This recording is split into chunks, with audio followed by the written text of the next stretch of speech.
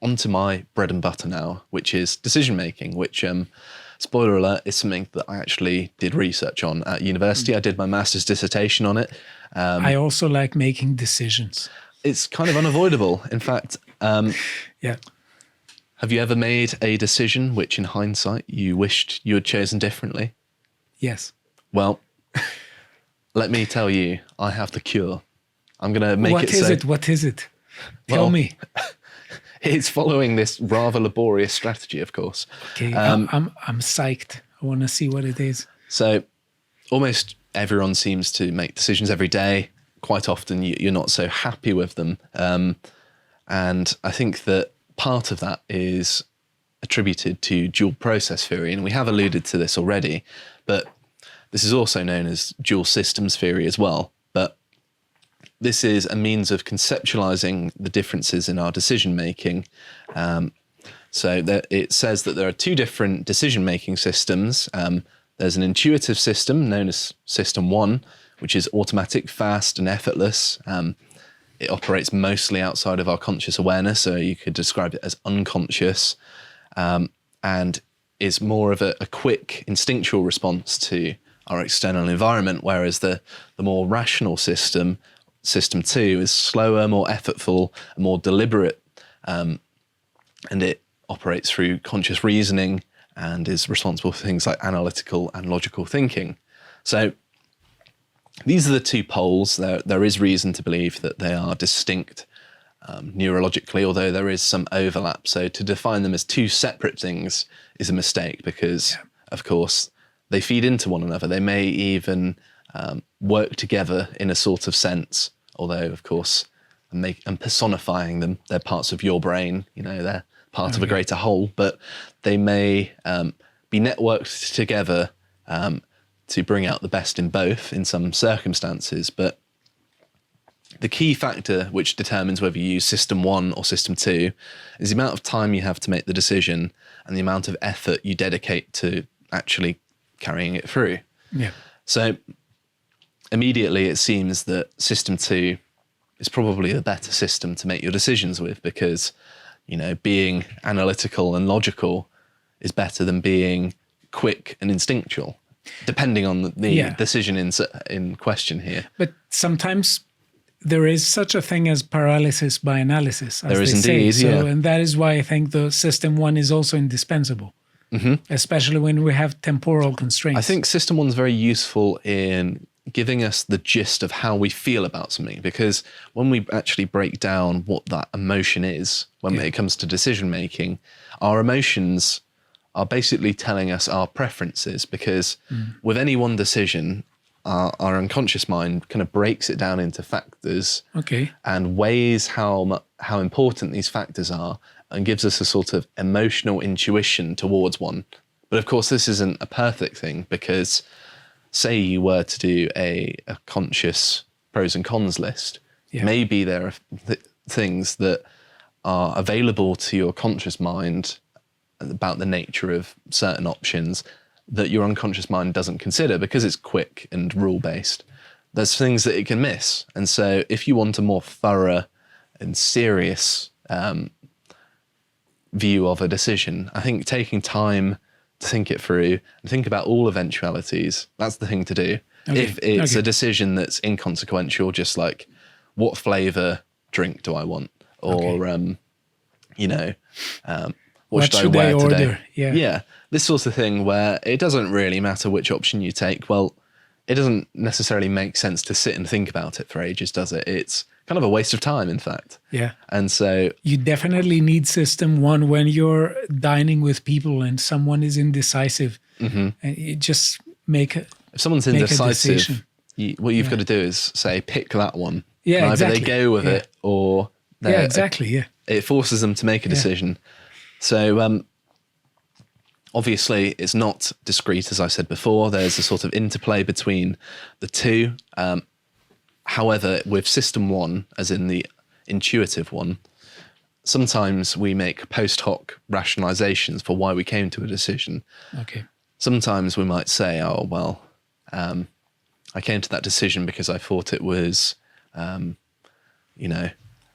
kindest thing to do. But in reality, It was just Okay, the one that so- made the one that had the strongest feeling of positivity towards. Okay, so would you say that a rationalization is a sort of interpretation we give of a particular thing? In this case, it's an interpretation of a past action. Yes. And we try to present ourselves in the best possible way because... Well, it's not necessarily deliberate. Sometimes it's a very well demonstrated phenomenon that when we make a decision unconsciously, we then sort of backtrack and try and explain why we made the decision. We don't do this deliberately because we're used to having to provide explanations for our actions. But sometimes the explanation is, well, I didn't really think about it and my unconscious kind of just picked something. Okay. And that's not a satisfying explanation, just, I just went with it. I understand, yeah. Children sometimes give this explanation, and I think it's actually more honest and accurate than a lot of adults' answers. Adults will look for something that's socially respectable and suggest some sort of deliberation, whereas a child will say, well, I just did it. Yeah. As in, they're just admitting that their system one, their unconscious decision-making system, made the decision for them. That's what's going on there. Or you could say that they decide, but they don't decide for another reason. Mm-hmm. They just either choose arbitrarily, or they choose, they choose arbitrarily. You could say there's no ultimate reason. At some point, when you ask why, at some point you'll need to come to an end. Yes. And you said, just did it. Mm-hmm. And that is fine. I mean, there are lots of situations where that is appropriate, but I think this becomes a problem when you start thinking about serious problems, like serious decisions, like what career move do I want to make? Life plans. Exactly. Yeah, where do I want to live? And this is where that mode of thinking is very unhelpful. So I have devised, based on my very extensive reading of the decision-making literature, a process in which you can make the best decisions possible. And I'm going to go through it and read it out, and then you're going to tell me what you think of it and see if it works. So, how many steps does it have? It's 5 steps. Okay. So it's nice, a nice 5-step program. 5 steps, Joshua's 5 steps plan for the enlightenment. So step 1 is you identify the decision to be made, because of course you want to know what you're thinking about. So you need to clearly define this. This might even involve writing it down or verbally explaining it to someone, because sometimes we feel like we have an intuitive understanding of something, but we don't necessarily have it to a level that is satisfactory, I suppose you could say. And if you have to explain it to someone else and it makes sense, that's like a good litmus test for whether you understand the problem at hand. And even when you feel like you have a good understanding of it, explaining all of the ins and outs of why it's a problem in the first place is still important, because sometimes it may lead you to reevaluate certain weighting that you provide to certain things just by explaining it out loud. So you need to identify what is at stake and the alternatives. Yeah, so what options you have available eventually. But this does of course, once you've identified the problem and what you're going to do about it, it's also worth mentioning identifying the options available to you to resolve it, and gathering all the relevant information about each option, including breaking it down into factors and potentially even giving those factors a score for how important they are for you. You're very Cartesian. You break a complex problem into small parts. And that's all of science, basically, isn't it? That's how science works. It's reductionistic by design, because if you tackle a big problem, it's very difficult. If you tackle a small one and solve them incrementally, then you can solve the big problem with the sum total of your solutions of the smaller parts. There we go.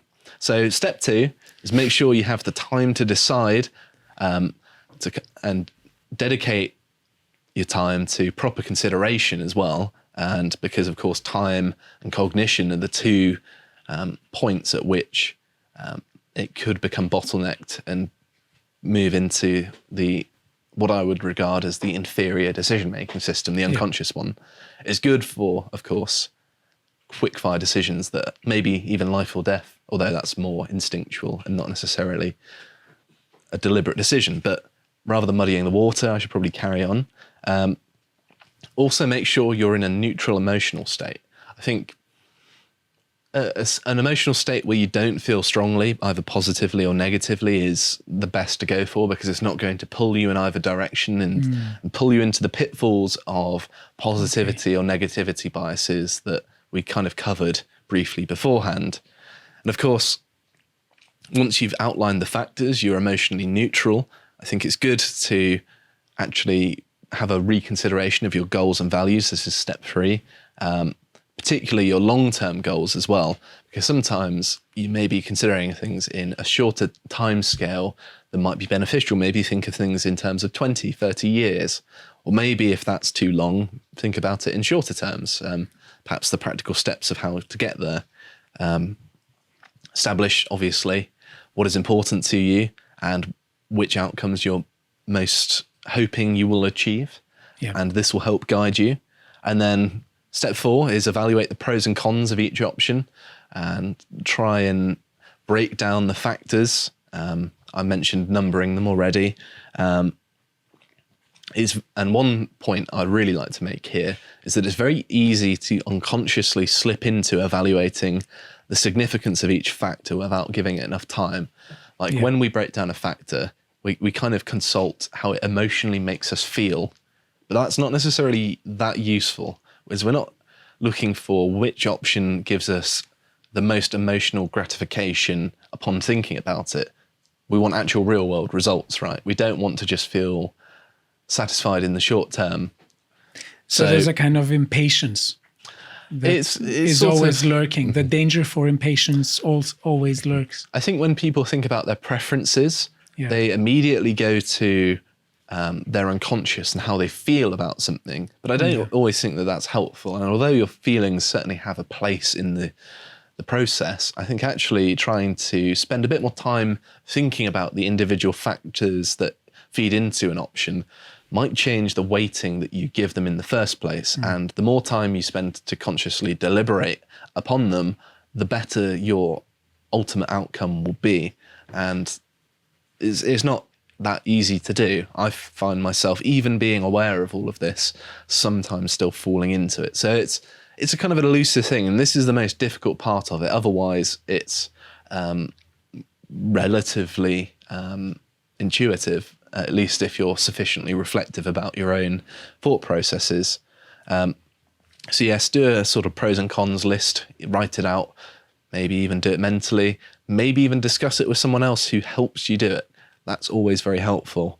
And then finally... Provided they have good intentions. Of course, yes. Finally, number 5, seek advice if you're unsure about anything. And chances are, if you're thinking about something, there should be that's complicated and you have to sit down and actually deliberately think about it, chances are there'll be some aspect of it you're unsure about. And going away, seeking advice from someone who's qualified to give it, not necessarily in terms of formal qualification, but just someone who's had experience, because as we covered earlier with the construal level theory stuff, those with experience tend to have the most practical idea about how to navigate said thing. And you don't want it to be this abstract, idealistic thing that's kind of pie in the sky, pipe dream. You want real world, tangible results. So you go to someone with experience. And my own research has shown that those with experience of a decision tend to give advice that more closely mirrors their own actual decision making than someone without experience would. So would you say that in a way decision making is a skill, and the more you practice it, the better you become? It is, and the more you think about it, the better you can control it. I think if I conceptualize it like this, that making decisions and thoughts, it's like a stream.